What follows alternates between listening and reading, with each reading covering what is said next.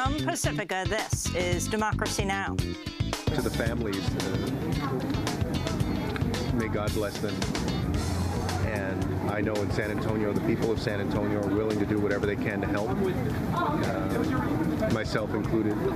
This is a city of immigrants, people who have come here, their families from different parts of the globe, and who are compassionate towards the suffering of others. 10 immigrants have died, 29 remain hospitalized in San Antonio, Texas, where dozens of undocumented immigrants were discovered packed in the back of a sweltering tractor trailer in a San Antonio Walmart parking lot. The youngest victims were just 15 years old. We'll get the latest. Then, 50 years ago, rebellions broke out in the cities of Newark and Detroit. 43 people died in Detroit, 26 in Newark. Thousands were arrested. In 1967 alone, there were 160 rebellions in major cities across the country. When you have resistance at that level, you can't call it a riot. It's people rebelling against oppression and against exploitation. All that and more coming up. Welcome to Democracy Now!, democracynow.org, the War and Peace Report. I'm Amy Goodman. On Capitol Hill, Senate Majority Leader Mitch McConnell has scheduled a vote on the Republican health care plan today after multiple previous efforts to put the Republican legislation to a vote failed amidst dissent within Republicans' own party. Arizona Republican Senator John McCain is set to return to Washington, D.C. for the vote only a week after being diagnosed with an aggressive form of brain cancer. The Senate will technically be voting to proceed with a version of the Republican health care bill passed narrowly by the House, and then the Senate floor will open to debate and amendments on the legislation. It's not clear if Republicans even have enough votes to proceed to a debate. If they do, they could vote on anything from the House bill, which would cause 23 million people to lose their health insurance over the next decade, to plan to repeal the Affordable Care Act without replacement legislation, which could lead to 32 million people losing insurance over the next decade. Trump's son-in-law and senior advisor, Jared Kushner, is returning to Capitol Hill today for a second day of testimony in front of the Senate Intelligence Committee amidst the ongoing investigation into the Trump campaign's ties to Russia. On Monday, Kushner testified for 2 hours during a closed-door session. He then spoke to reporters outside the White House. Let me be very clear. I did not collude with Russia, nor do I know of anyone else in the campaign who did so. I had no improper contacts. I have not relied on Russian funds for my businesses. And I have been fully transparent in providing all requested information. Donald Trump had a better message and ran a smarter campaign, and that is why he won. After Kushner left the Senate Intelligence Committee hearing, he was confronted by a protester, Ryan Clayton, of the group Americans Take Action. My Russian flag, please, sign my Russian flag. I'm here today because that man right there conspired with the Russians to steal an American election. That should be unacceptable. If we don't want billionaires buying our elections, why are we letting foreign governments and foreign agents and the people who conspire with them stand in the White House next to the president? It's despicable. We must do something about this. Impeach this president. He must resign immediately. Trump's oldest son, Donald Trump Jr., and Trump's former campaign manager, Paul Manafort, are slated to testify before the Senate Judiciary Committee tomorrow during a closed-door session in which they will reportedly not be under oath. President Trump is intensifying his attacks against Attorney General Jeff Sessions over the ongoing investigations into the Trump campaign's ties to Russia. On Monday night, Trump tweeted, quote, "So why aren't the committees and investigators, and of course our beleaguered AG, looking into crooked Hillary's crimes and Russia relations," unquote. Then, during a Twitter rant this morning, President Trump lashed out at both Sessions and acting FBI Director Andrew McCabe, tweeting, quote, "Attorney General Jeff Sessions has taken a very weak position on Hillary Clinton crimes. Where are emails and DNC server and intel leakers," unquote. He also tweeted, quote, "Problem is that the acting head of the FBI and the person in charge of the Hillary investigation, Andrew McCabe, got $700,000 from H for wife." unquote. This comes after Trump said last week he never would have nominated Jeff Sessions to be Attorney General if he had known Sessions was going to recuse himself from a Justice Department investigation into Trump campaign ties to Russia. The Washington Post is reporting Trump and his advisors are considering replacing Sessions and that Texas Senator Ted Cruz and former New York Mayor Rudolph Giuliani are among the candidates being considered as Sessions' replacement. In Iowa, 2 Catholic workers said Monday they had carried out multiple acts of sabotage aimed at stopping the construction of the $3.8 billion Dakota Access Pipeline, which stretches from North Dakota through South Dakota, Iowa, and into Illinois. Jessica Reznicek and Ruby Montoya said that on Election Day last year, the 2 set fire to 5 pieces of heavy machinery being used to construct the pipeline. The 2 then taught themselves how to destroy empty pipeline valves and moved up and down the pipeline's length, destroying the valves and delaying construction for weeks. The 2 said they're claiming responsibility for the sabotage in order to inspire more to take action. This is Catholic worker Jessica Reznicek. We are speaking publicly to empower others to act boldly, with purity of heart, to dismantle the infrastructures which deny us our rights to water, land, and liberty. We as civilians have seen the repeated failures of the government, and it is our duty to act with responsibility and integrity, risking our own liberty for the sovereignty of us all. Some may view these actions as violent, but be not mistaken. We acted from our hearts and never threatened human life nor personal property. What we did do was fight a private corporation that has run rapidly across our country, seizing land and polluting our nation's water supply. And that was Catholic worker Ruby Montoya. The 2 were speaking in front of the Iowa Utilities Board office. After they delivered their statement, the 2 used a hammer and crowbar to try to remove the letters of the Iowa Utilities Board sign in protest of the board's decision on Friday to reject a lawsuit by environmental groups seeking to have the pipeline state permit revoked, which would have forced the pipeline to shut down. The 2 women were arrested Monday for damaging the sign and are being held on a $1,000 bond. Oil is now flowing through the Dakota Access Pipeline after the project was green-lighted by President Trump, despite months of massive nationwide resistance against the pipeline led by the Standing Rock Sioux of North Dakota. Meanwhile, in California, 2 protesters were arrested Monday as a dozen people blockaded the gates of the Kinder Morgan oil terminal in Richmond Monday morning to protest the company's plans to expand the Trans Mountain tar sands pipeline in Canada. Activists locked themselves to oil barrels and a 12-foot-long mock oil pipeline that read, "No consent, no pipeline." Kinder Morgan's proposed Trans Mountain pipeline expansion is facing widespread resistance from First Nations in Canada. In San Antonio, Texas, truck driver James Matthew Bradley, Jr. appeared in court and was charged with transporting undocumented immigrants for the purpose of private financial gain after dozens of undocumented immigrants were discovered packed into the back of a sweltering tractor-trailer he'd been driving. When the group of immigrants were discovered in a Walmart parking lot in San Antonio, 8 men were already dead in the truck. 2 more men died later. 29 remain hospitalized. Authorities say they're investigating it as a human trafficking case. Survivors say as many as 200 people were sandwiched into the back of the truck at times during the deadly journey, and that the truck's cooling system was broken. As the temperature soared in the back of the truck, survivors say they banged on the walls to try to get the driver's attention, but the truck did not stop. Migrants began to pass out, then die from asphyxiation and heat exposure, the youngest victims just 15 years old. The truck driver claims he was unaware that people were packed into the back of his tractor-trailer until he parked outside the Walmart to use the bathroom and heard loud banging noises.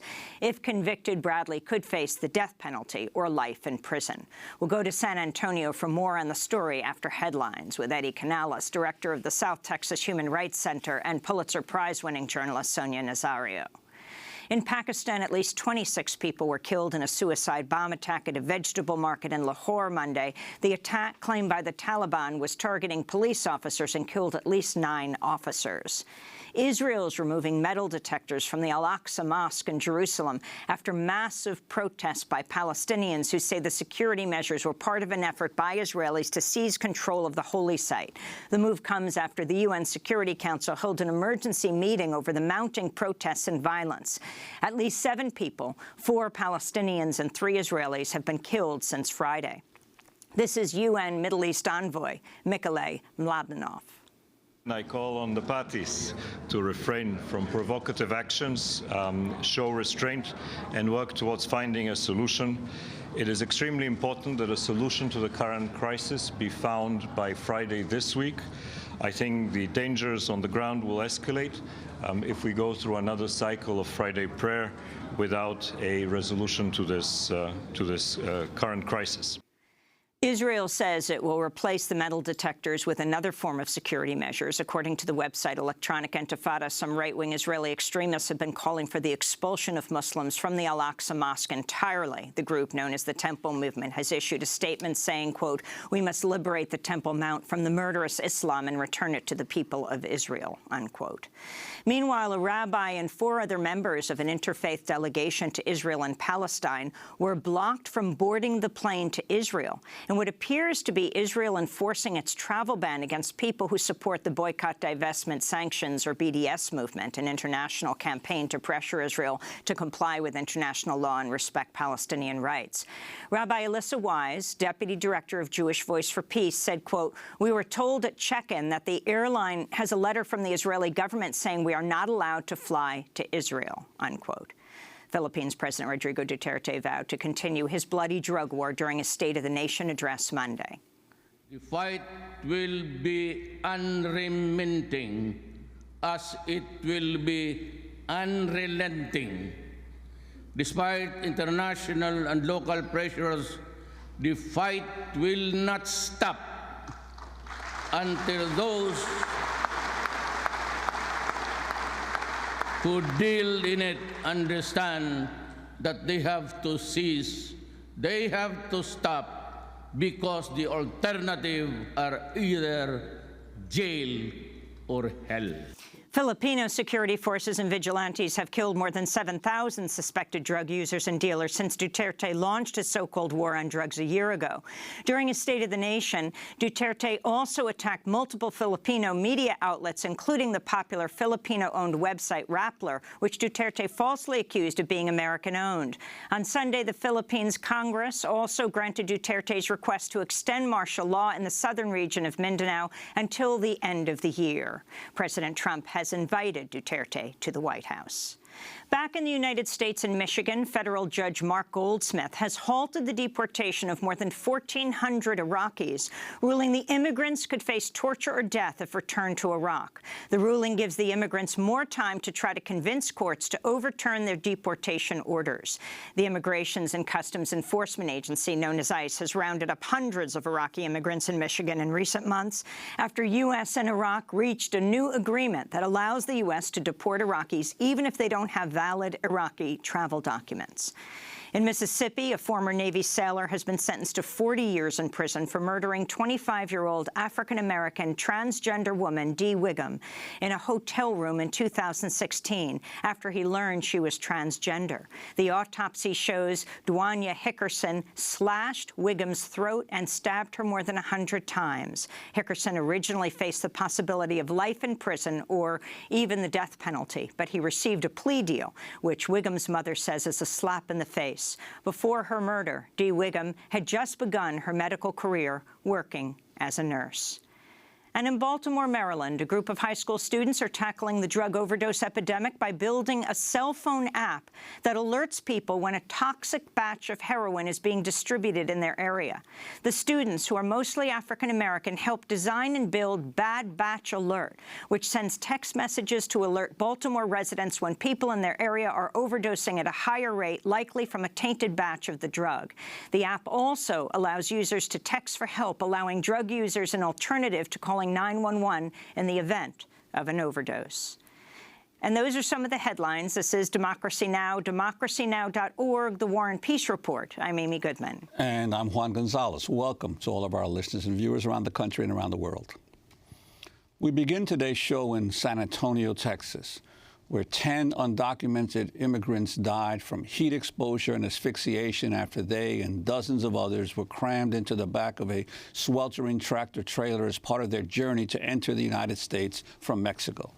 When the group of migrants was discovered in a Walmart parking lot in San Antonio, 8 men were already dead. 2 more died later, and 29 remain hospitalized. Authorities say they are investigating it as a human trafficking case. This is San Antonio Police Chief William McManus.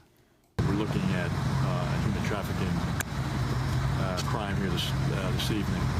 Department of Homeland Security is involved. They're working with us.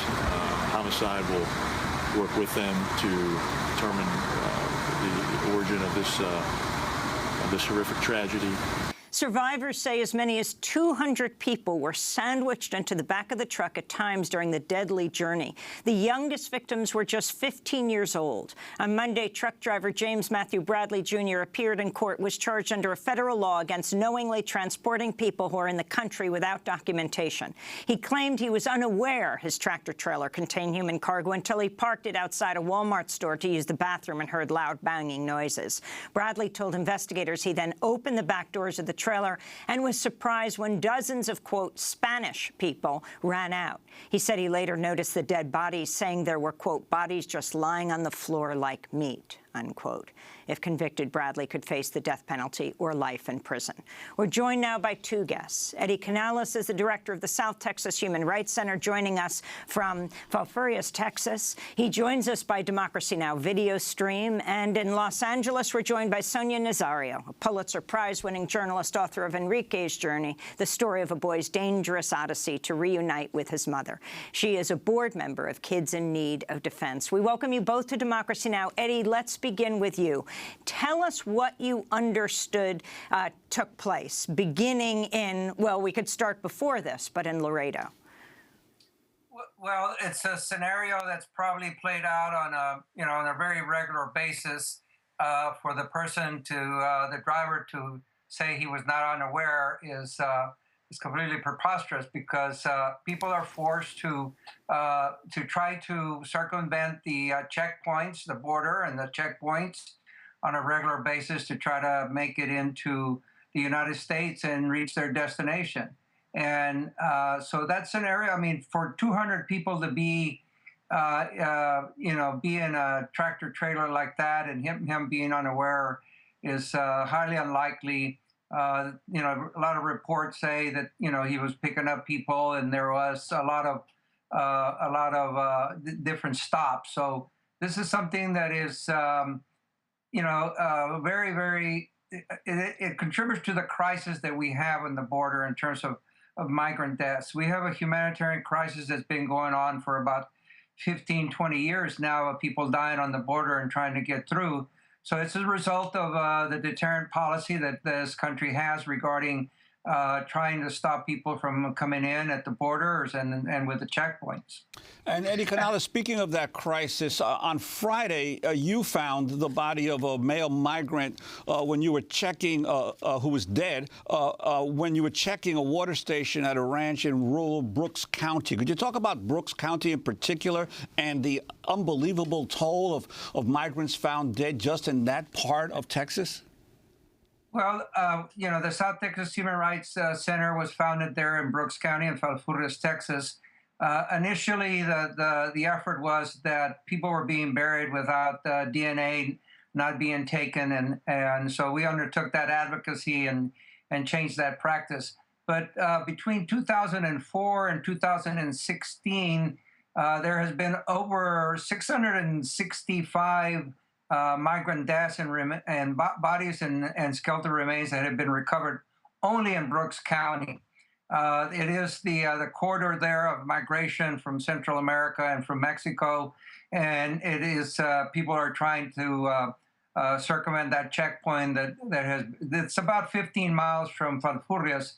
So on Thursday we try to mitigate and prevent people from dying. We have water stations over about 115 in Brooks County and surrounding counties, and kind of the beginning routes that people may take during the route, and in some of the ranches that people allow the humanitarian effort. So I was checking water and one of these stations, and normally the telltale sign is buzzards, and then I smelled the decaying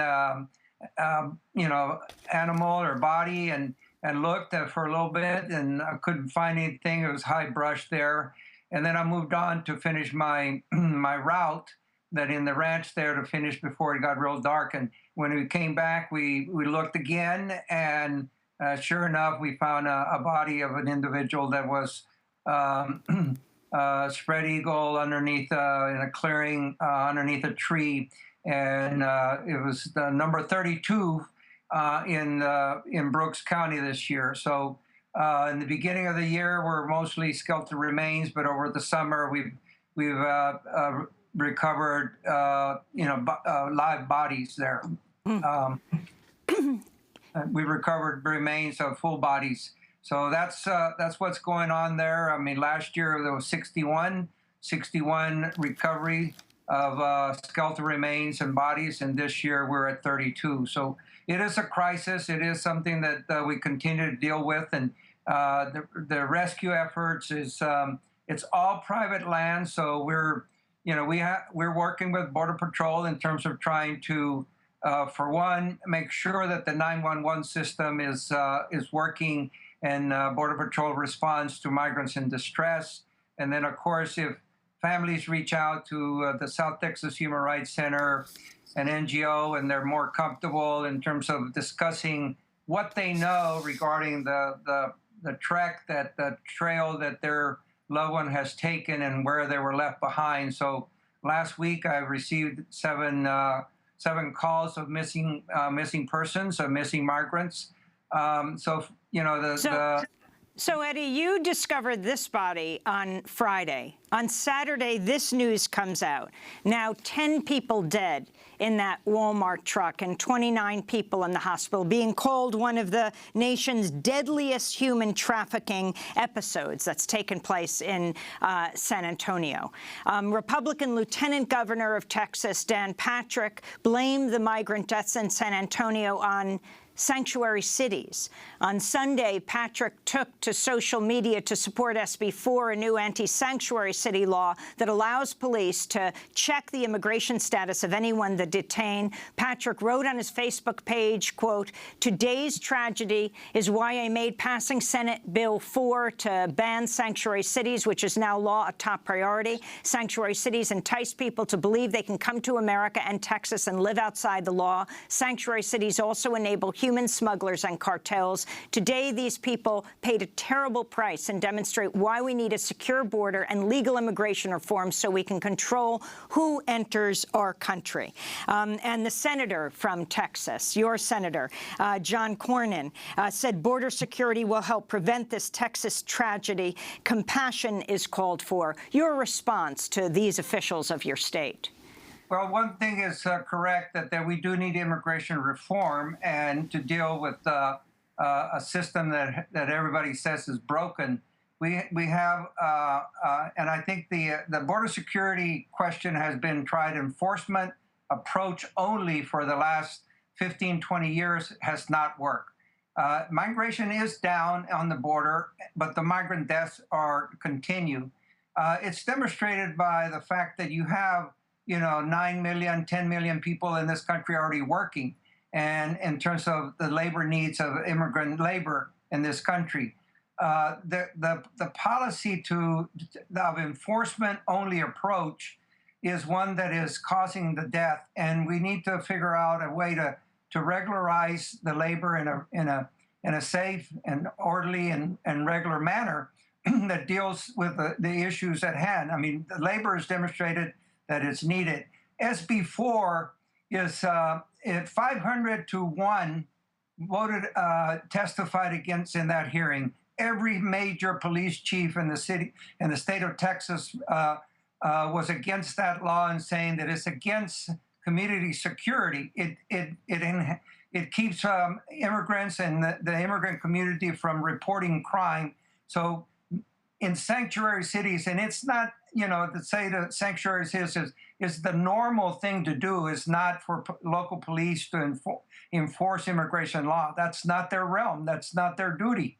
Their duty is to enforce their local laws and keep the community safe. So it's proven time and time again that those communities are safer, and the effort to compel local police departments in the state to enforce immigration laws is something that we're still fighting and will continue to fight in terms of repealing that law. I'd like to bring Sonia Nazario into the conversation, Pulitzer Prize-winning journalist and author of Enrique's Journey, the story of a boy's dangerous odyssey to reunite with his mother. Sonia, you hear about this tragedy, your reaction initially, and also you've obviously pointed out in many articles that the huge flow that's coming into the United States now is largely from Central America through Mexico, and you talk about the impact of these crackdowns on and the results of more migrants dying along the border. Well, obviously, I think what this truck driver did was disgusting, and he should be punished to the full extent of the law. But I think this is a very predictable outcome of this crackdown on the border. You're seeing more and more people, mostly folks coming here, as you said, now coming here unlawfully are Central Americans, not Mexican. And they're mostly fleeing some of the most violent countries on earth, Honduras, El Salvador, Guatemala. In recent years, I focus on the most vulnerable of those who are coming here from Central America, immigrant children, 5, 10, 12-year-old kids who are trying to get into the United States and flee that violence. They've been recruited by gangs or by narco cartels, and they feel that their lives are in danger, and so they're trying to reach the United States and reach, oftentimes a parent, reach safety here in the United States. In the last couple of years, these kids were turning themselves into the Border Patrol agents, and they were trying to find the Border Patrol agents when they reached the border. And what we're seeing as a result of this crackdown on the border is that if 9 in 10 turned themselves in January, today perhaps only half of them are turning themselves in. And they're trying to circumvent, as Mr. Canales said, these checkpoints. They're trying to walk into the border, and that's where we see these deaths. When these children are trying to circumvent these checkpoints, they get lost, they get disoriented. They're walking in 120-degree heat without enough water. You can't carry enough water to be able to survive in these kinds of desert-like conditions on the border. So this is a very predictable outcome. In 2015, as a response to so many children arriving at the border in 2014, there was a surge of these unaccompanied immigrant children. The U.S. funded a crackdown. They paid tens of millions of dollars to Mexico to fund this brutal crackdown aimed at preventing these children from arriving at our border. And what we saw is that children who were traveling on buses with smugglers were then being put in these tractor trailers in Mexico. And I heard a story yesterday, a 15-year-old girl, 2 days locked into one of these trailers with 200 people in 110, 120-degree heat. She had a 13-year-old boy who died next to her, and she was in that trailer for 2 days with that body. They're given buckets to go to the bathroom in, and as the trailers move around, these buckets tip over, and you're up to your ankles in excrement. These are horrific things that are happening, and we're seeing more people being transported now in trailers. In Laredo, in the last month, they found 4 of these trailers full of immigrants. And so in an effort to try to circumvent the smugglers, the cartels are resorting to more and more desperate measures.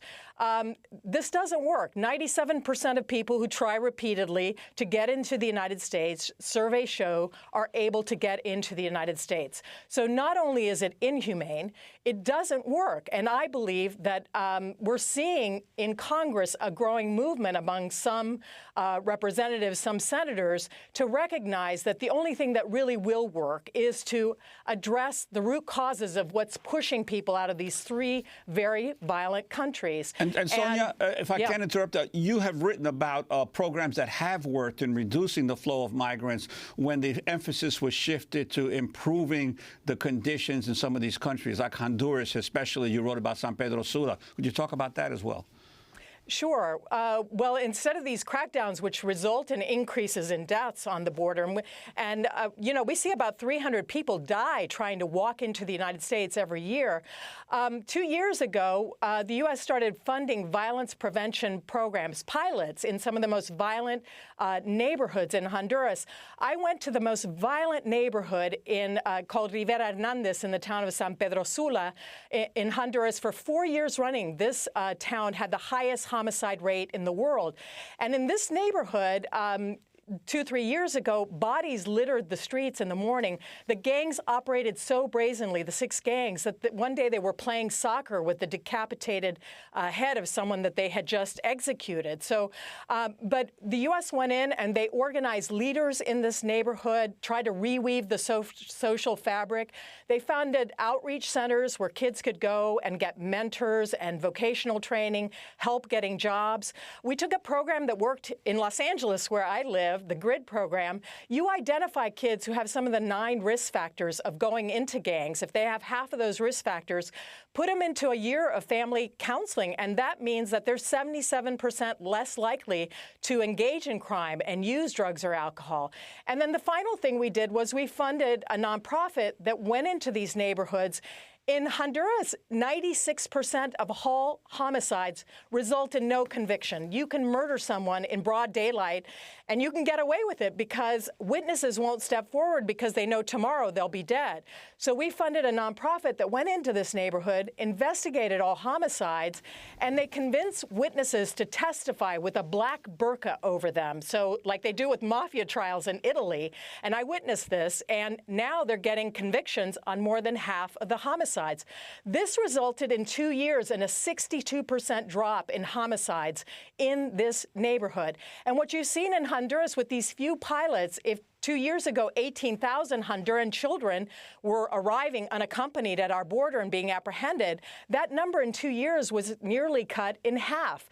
And El Salvador, Guatemala, that have not implemented these programs to this degree, are seeing the number of children arriving at our border increasing. In Honduras, this costs $100 million a year to do. And I know many Americans would say, well, I don't want to spend 1 red cent in foreign lands. But you're spending billions of dollars processing these immigrants, dealing with them, paying for greater border patrol, putting these kids in school while their immigration cases proceed. It costs billions to deal with these folks once they're here. It's much cheaper. It's humane, and it actually works, unlike the wall. Sonia Nasario, the New Yorker magazine recently posted quotes by an unnamed ICE agent who spoke out against Trump's deportation plans. The agent said, quote, "The whole idea is targeting kids. I know that technically they meet the legal definition of being adults, fine, but if they were my kids traveling in a foreign country, I wouldn't be okay with this. We're not doing what we tell people we do. If you look next month or at the end of this month at the people in custody, it's people who've been here for years. They're supposed to be in high school," the person said. And Reuters is reporting that ICE is planning to launch a series of nationwide raids this week targeting undocumented teenagers for deportation. Your response as we wrap up. Well, I think that previously we prioritized going after criminals. Now we're going after that 5-year-old who arrives, or that 10-year-old who arrives to this country alone, seeking safety from us. They are refugees, and I believe that we should treat refugees in a compassionate way. If we can't have compassion towards a child who is running from danger, then I think we have lost our moral compass. With these children, they're now afraid to tell Border Patrol agents or people who are trying to help them after they've been apprehended. They're afraid to tell them the names of their parents because DHS just released information to officials in D.C. that they have picked up 270 sponsors of these children. Sponsors are usually parents that these children are released to while their immigration cases are proceeding. So these children are now terrified to tell anyone if they even have a relative in this country, because they fear that then that relative will be picked up and be deported. Instead of targeting people who are criminals, who are rapists, who are murderers, we're going after children, and we're separating them violently from the parents that they could be released to while their immigration cases are proceeding. I think that that's very mixed up priorities in terms of our government. And I think many Americans are compassionate, especially towards refugees, people who are fleeing for their lives. Well, we want to thank you both for being with us. Sonia Nasario, Pulitzer Prize-winning journalist, author of Enrique's Journey, and Eddie Canales joining us from Texas, the South Texas Human Rights Center. Of course, we'll continue this story. When we come back, it's been 50 years since the Detroit and Newark uprisings. We'll talk about what happened then and what it means for today. Stay with us. Porque me mata tu carita de pena, mi dulce amor. Me duele tanto el llanto que tú derramas, que se llena de angustia mi corazón. Yo sufro lo indecible si tú entristeces. No quiero que la duda te haga llorar. Hemos jurado amarnos hasta la muerte. Y si los muertos aman, después de muertos, amarnos más.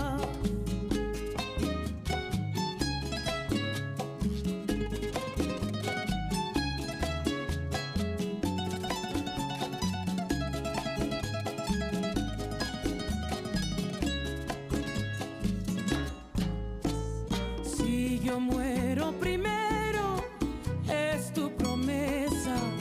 Our Vow version by La Santa Cecilia. This is Democracy Now!, democracynow.org, The War and Peace Report. I'm Amy Goodman with Juan Gonzalez. We turn now to look back at the Newark and Detroit rebellions of 1967. It began in Newark on July 12th of 1967 when two white police officers arrested and beat an African-American cab driver. Protesters initially started gathering outside the 4th Police Precinct. Then the unrest spread. Over the next 6 days, 26 people died, 700 were injured. Entire city blocks were burned down. Then on July 23rd, police officers raided an after-hours club in an African-American neighborhood of Detroit. That soon sparked another mass rebellion. Over the next 5 days, 43 people were killed, 33 African Americans and 10 white people in the streets of Detroit. Thousands more were injured. Over 7,000 were arrested. More than 2,000 buildings were destroyed. Governor George Romney, the father of Mitt Romney, ordered the Michigan Army National Guard into Detroit, and President Johnson sent in both the 82nd and the 101st Airborne Divisions. At the height of the Detroit Rebellion on July 28, 1967, President Johnson appointed a National Advisory Commission on Civil Disorders to investigate the root causes of the unrest. The final report, known as the Kerner Commission, famously concluded that the United States, quote, was moving toward two societies, one black, one white, separate and unequal, unquote. The rebellions reshaped both Newark and Detroit and marked the beginning of an era of African-American political empowerment. 3 years later, in 1970, Newark elected its first black mayor, Kenneth Gibson. Then in 1974, Coleman Young became the first black mayor of Detroit. Today, the mayor of Newark is Ras Baraka, the son of the famed poet and writer Amiri Baraka, who was arrested during the 1967 Newark Rebellion. This is the late Amiri Baraka in the 2007 documentary Revolution 67, speaking about what happened to him during the unrest 50 years ago. When I got home, suddenly, little boys came around and said, they're breaking out windows on Springfield Avenue. And so, you know, I got my brand new Volkswagen bus and went out, you know, actually to investigate. We took a guy to the hospital who had been shot. But mostly we were riding around looking at what the police were doing. So finally, 2 o'clock in the morning, the bus got stopped. A bunch of policemen, they pulled us out of the car and they proceeded to beat us up. They claimed they were on me. They claimed guns fell out of, you know, the dashiki I was wearing. Ironically, the guy who started was the guy I went to high school with. Because that's the first thing I said. Hey, I know you. We went to high school. He hit me with the front end of his gun right in my head. Pew! It just sprouted all. And I got beat. I thought I was going to get killed, actually. But the people in the windows started throwing stuff. First, it was brought to police headquarters. They kicked me in the, you know, genitals. They brought me into Spina's office, threw me on the floor, and they said, and Spina said, "They got you." I mean, it was like a movie, you know. So I said, "Yeah, but I'm not dead." That was the late Amiri Baraka speaking in the 2007 documentary Revolution 67 from POV. To talk more about these two 1967 rebellions, we're joined by two guests. Larry Hamm is with us in New York, longtime community organizer in Newark, chair of the People's Organization for Progress, organizes a commemoration of the Newark Rebellion every year. He was 13 at the time of the rebellion. And joining us from Detroit, Scott Kurashige, a professor of history at the University of Washington. His latest book is The 50-Year Rebellion, How the U.S. Political Crisis Began in Detroit. We welcome you both to Democracy Now! Larry, let's begin with you. You were 13. Describe, we just heard Amiri Baraka. You were really a protege of his. We had you both on. He has since died on the 40th anniversary. But describe your experience and the significance of what took place over those 4 days 50 years ago. On the night of July 12th, 1967, 50 years ago, I was at my friend's house across the street from where I lived. And some of our other friends ran upstairs and said Springfield Avenue was on fire. And we ran down the stairs to go to Springfield Avenue, but my mother, fortunately, was on the porch at my house across the street, and she didn't let me go down, and she probably saved my life by doing so.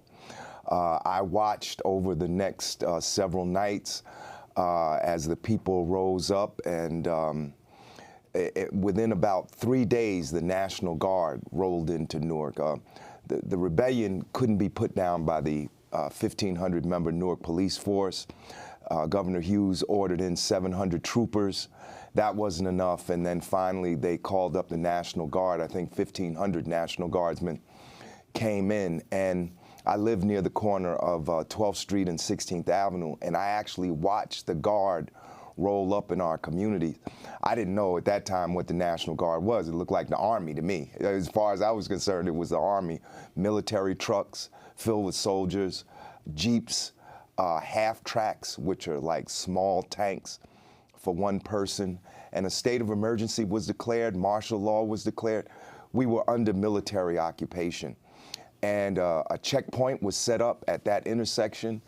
And the Guard even went door to door searching for contraband. For several days, we couldn't even leave our house to go get food until they lifted the martial law. But it was something, it was an event that will never be forgotten. I will never forget it.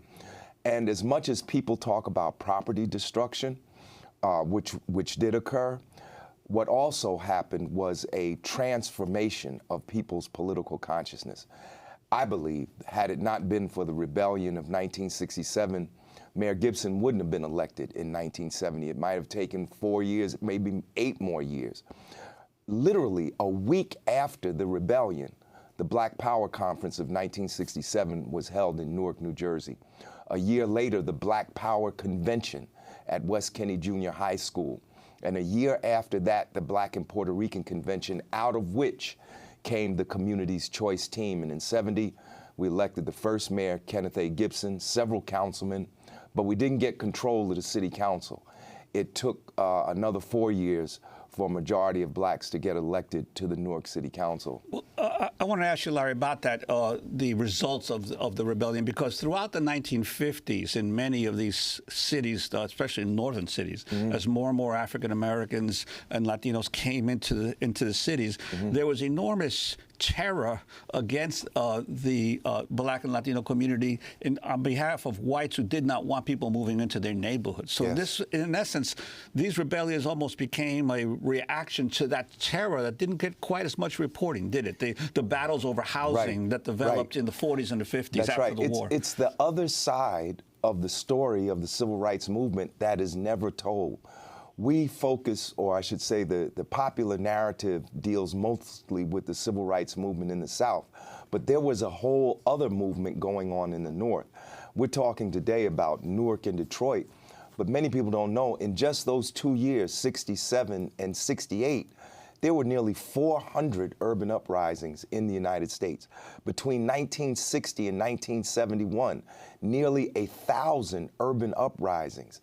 And I think that's left out of the popular narrative because it involved physical force. You know, it was, the establishment doesn't want to talk about that aspect of it. But yes, there was a shifting demographic going on in these urban areas. And the precipitating reason for the Newark riot, the police brutality. And talk about what actually happened with the cab driver. Right. John Smith was the cab driver. He was stopped by Newark police. He was beaten.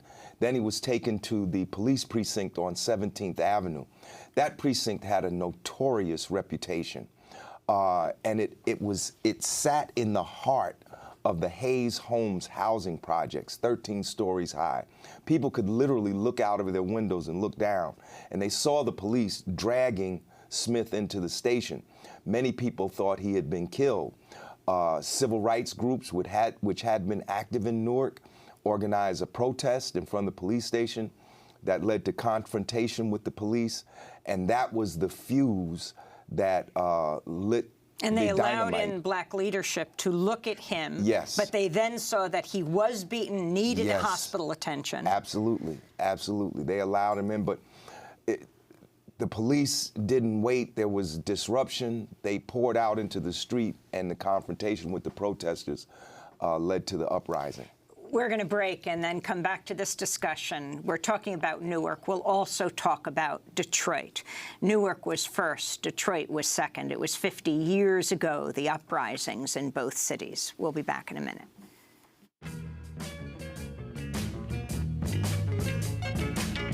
Oh, the Motor City's burning. It ain't a thing in the world that I can do. Don't you know? Don't you know the Big B is burning? Ain't a thing in the world that Johnny can do. My hometown burning down to the ground. Wester and Vietnam. Oh, it started on 12 and Claremont that morning. I just don't know what it's all about. Oh, it started on 12 and Claremont that morning. I don't know what it's all about. The fire wagon kept coming. The sniper just wouldn't let them put it out.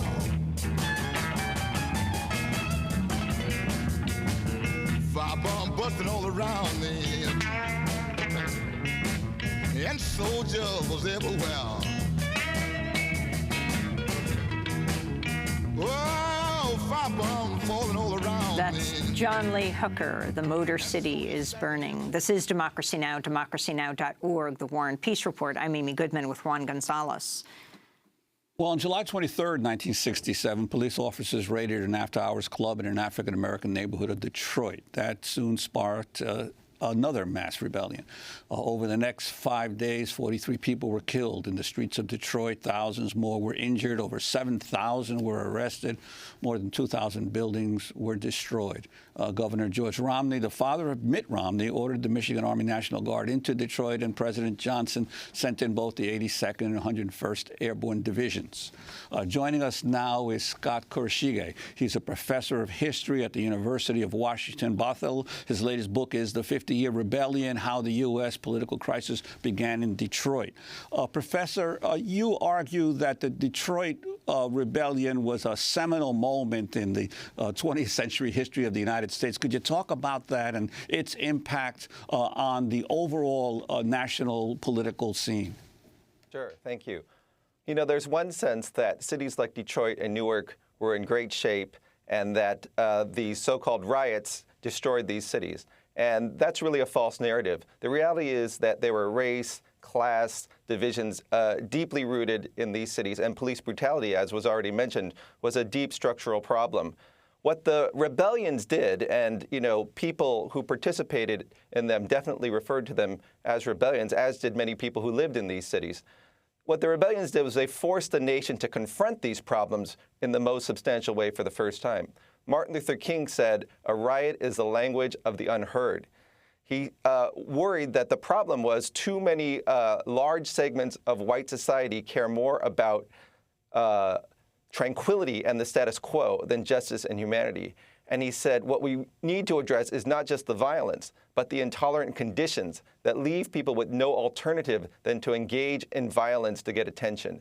And so the polarization that exists in our society today can be traced in many ways back to '67, but it's a polarization that has deep roots in American history.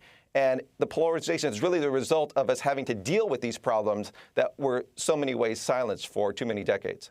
And I wanted to ask you also about because obviously Detroit was the center of the automobile industry at the time, and I guess the industry was at its height then, but there was also in the plants, in the auto plants, a gathering black workers movement, the League of Revolutionary Black Workers, the Black Workers Congress, the impact that this rebellion in the auto industry had on American capitalism. If you could talk about that as well. Absolutely.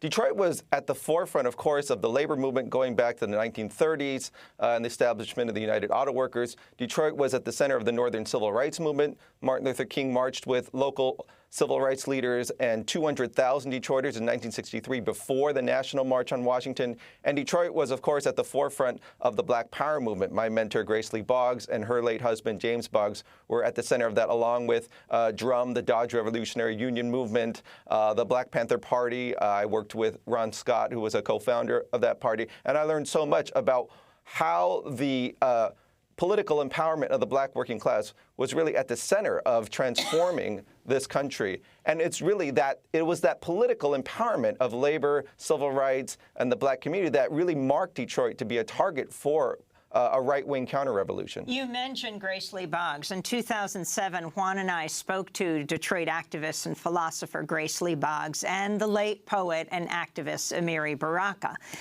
from Newark to talk about the 40th anniversary of those two rebellions in Detroit and Newark. Amiri, what has changed in these 40 years in terms of consciousness and in terms of what the country has learned from that period? Well, actually, in some ways, we've gone full cycle, but up to another level. I mean, we went from the kind of blatant brutalization of white supremacy and racism.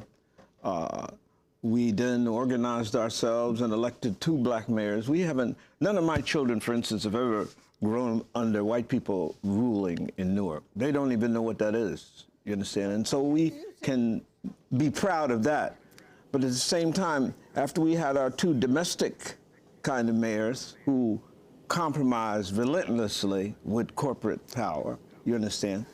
Now we've come full circle and Let me ask you a question, Amir. Yeah. Do you think that we have challenged and criticized and evaluated black power sufficiently? Have we? No, but I've been doing it for, when are we going to do it? Well, I've been doing it for almost 37 years. I mean, having 2 black mayors there, Sharp James and Ken Gibson, I was probably their most relentless critic all the time. But now we have somebody who doesn't compromise with corporate power, but who represents it. So that's the difference. Well, We've moved. Do you think it's a question of changing an individual, you know, from changing but you from have to get Gibson an individual who's Gibson willing to change Booker? the system. You have to get an individual who's willing to actually struggle with the system to change it. As long as you have people who... I mean, what do we mean by struggling with the system? When are we going to be... To make substantive changes, to make infrastructure changes. When are we going to understand that we have to create new infrastructures? Yeah, but you can only do that through people, you see. No, but you're not going to do it from people at the top. We're going to do it from people at the bottom. You have to mobilize the whole community, but what I'm saying is the people at the top became accommodated to being in power and not changing it. Maybe what we've done, yes. But you see, we've put so much emphasis on taking over the power structure, and we became prisoners of it. So that was Grace Lee Boggs speaking from Detroit. And Amiri Baracco talked about his two kids not growing up under white leadership in Newark. And now one of those children, Ras Baraka, is the mayor of Newark. But Scott Kurashige, as you listen to that, and you mentioned the issue of counter-revolution just before we went to this clip, if you can address those issues. Well, it's important to point out, of course, that the right to vote has only been recognized by the nation as something that applies to African Americans since 1965. Now, Detroit, of course, had its first black mayor in the 1970s, and this was really the product of the struggles that people had. But what happened after 1967 was the Kerner Commission, as you mentioned previously, they effectively called for a domestic Marshall Plan, unprecedented investments in employment, education, housing, and social welfare. What we got instead was not a war on poverty, but a right-wing shift towards a war on crime and really a war on working-class people.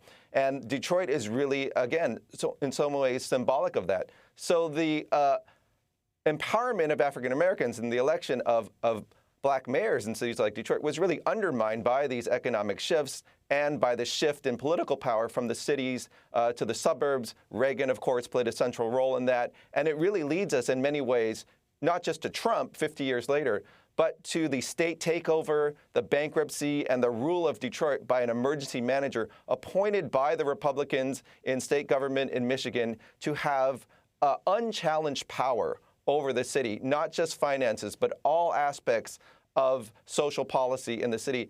And Detroit, even though it's nominally got its elected government back, is handcuffed to these right-wing policies for the next 13 years. So with this counter-revolution, the right wing was able to accomplish in Detroit something they could have never achieved through democratic means, which is to... And Scott Kurashige, we got about a minute left. I wanted to ask you about the current, the narrative now of the Renaissance in Detroit. Despite the fact that between 2011 and 2015, 1 in 4 home mortgages in Detroit were foreclosed, other people are talking about that there is a renaissance going on. Could you talk about the class nature of that renaissance? Sure. Some people say that the bankruptcy was a bailout and it's led to this comeback. What the bankruptcy did was it imposed extreme austerity measures, privatization, and anti-union members on a city, again, that's over 90% people of color. The prime example of what's happened in Detroit is the dismantling of the public school system, in many ways championed by Betsy DeVos, who's now brought this agenda to the national level as Secretary of Education. And Detroit is in many ways now the subject of massive subsidies for billionaires to redevelop downtown, but the neighborhoods themselves are being hit hard. $250 million, which was supposed to go towards helping homeowners deal with foreclosure and mortgage problems, instead went towards demolishing homes and making it less livable in so many neighborhoods. And Larry Hamm, in Newark, what we're seeing today and what you think needs to be done? Well, I think to a greater or lesser degree, what has been described as taking place in Detroit is taking place in Newark and in urban areas all around the country. Yes, there was a right-wing counter-revolution. I think we could benchmark it with the election of Richard Nixon in 1968. We haven't had a coherent urban policy in the United States for 50 years. In fact, what we've actually had is the disinvestment in our urban areas. Massive cutbacks in urban aid, the rollback, ending of many of the programs that came out of the war on poverty of the 1960s. What we need now is a new movement to save our urban areas. Of course, I agree with the demand for urban Marshall Plan, but there are a number of prerequisites that must be met before that. We're not going to get anything out of this federal government, not with this right-wing death grip that they have on the federal government. We have to get Trump out of there. We have to get these right-wing people out of the national government, and we got to put people in who will actually put forward a progressive policy in the urban Marshall Plan. We're going to have to leave it there, but of course the discussion will continue. I want to thank Larry Hammond, the People's Organization for Progress, and Scott Kurashige, his book, The 50-Year Rebellion, brand new. I'm Amy Goodman with Juan Gonzalez.